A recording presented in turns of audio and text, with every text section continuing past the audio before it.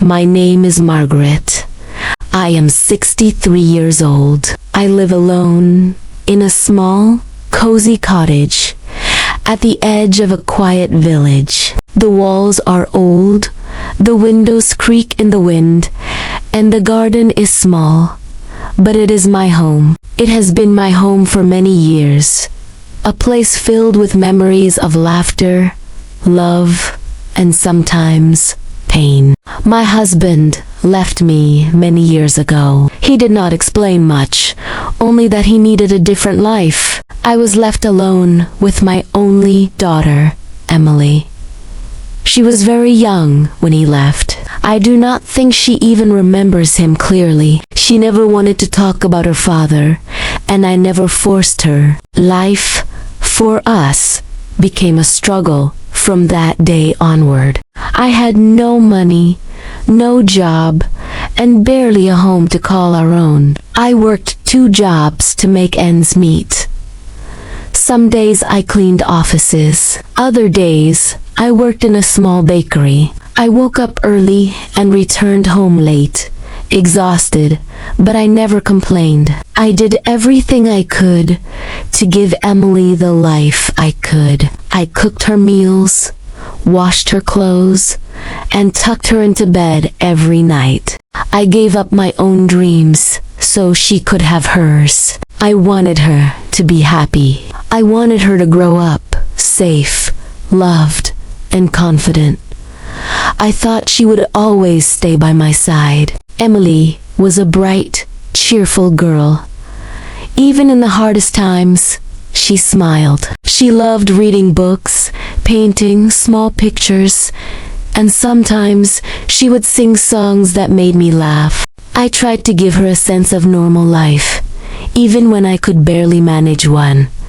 We had small joys. We would walk in the park, make small crafts, or watch old movies together. Those moments kept me going. But as the years passed, Emily grew into a beautiful, intelligent young woman. She went to college, made friends, and started building her own life.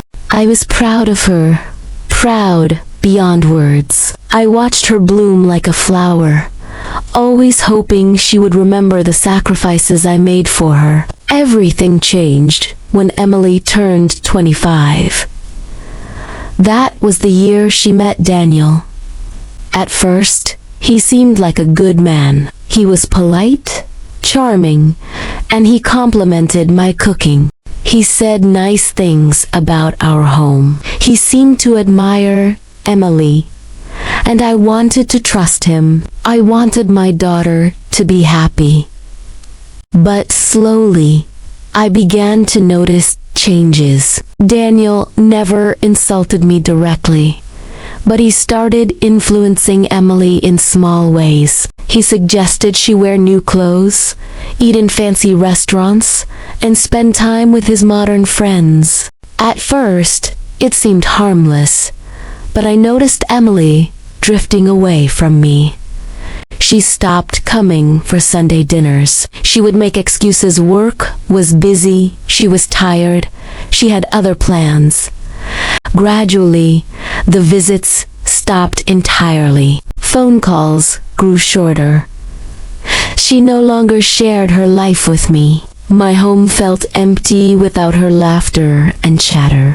I tried to reach her, to talk to her about my worries, but she would not listen. One day, I called her and said, "Emily, I miss you. I am worried about you.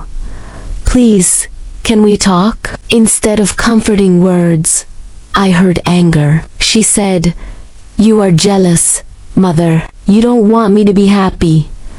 Her words cut through me like a knife. I wanted to cry, but I held back.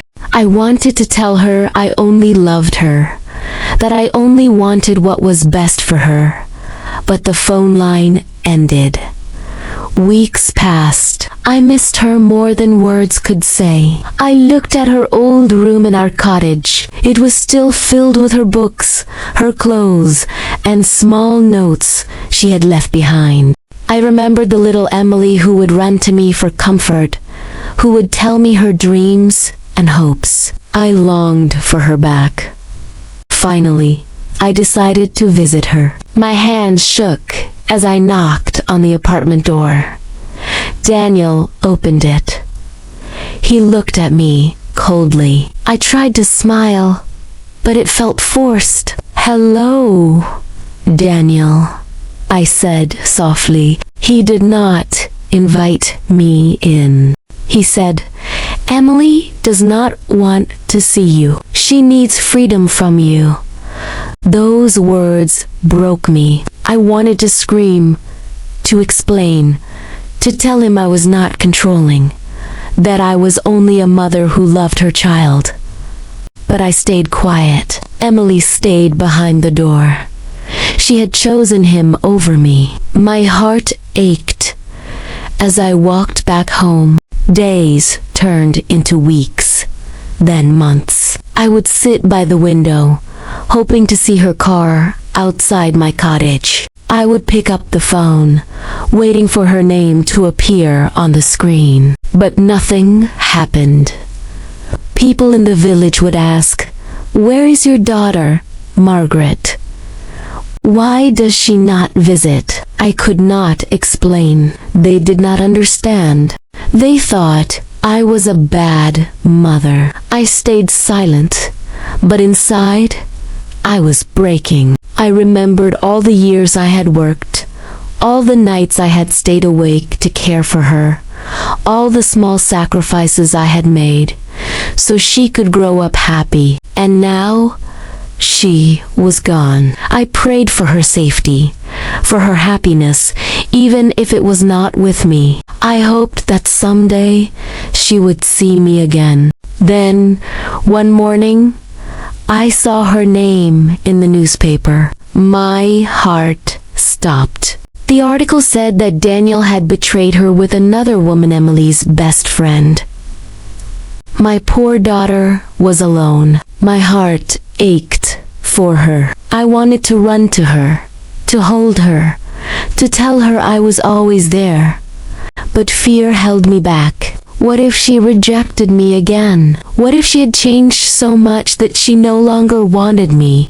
Days passed. I stayed in my cottage, thinking of her, praying for her, hoping for a sign. And then, one evening, there was a knock on my door. My heart skipped a beat. Could it be her? I opened the door, and there she was. Her face was pale, her eyes red with tears. "Mother," she cried, "I'm so sorry." I held her in my arms. I felt her trembling, heard her sobs. She was no longer the person who had left me. She was my daughter again. I whispered to her, "I love you, Emily. I have always loved you. I am so glad you are here." Emily stayed with me that night. We talked for hours. She told me everything, the lies, the betrayal, the loneliness. She cried and held my hands, and I cried too. We forgave each other, and in that forgiveness, we found a new beginning. Now, we live together in our old cottage again. I hear her laughter every day. I see her smile and her small gestures of love. I no longer cry myself to sleep. People ask me if I am angry with her, but they do not understand a mother's heart. Love is stronger than anger. Love does not hold grudges. Love waits patiently for the child to come home. I have learned many things in my life. I have learned that families can break, but they can also heal. I have learned that love, even when tested, can bring back what was lost. Emily and I are building our lives together again. We go for walks in the park, cook meals, and sometimes we sit quietly, just enjoying each other's presence. I am grateful for every moment we have now. Every day is precious. I tell Emily about the small joys of life, and she tells me her dreams again. We have found our bond stronger than ever before. Life may be hard, and people may make mistakes, but love can overcome all obstacles. This is Learn English Through Story. If you liked this story, please like, comment, share, and subscribe. Remember, love can heal even the deepest wounds, and family is worth holding on to.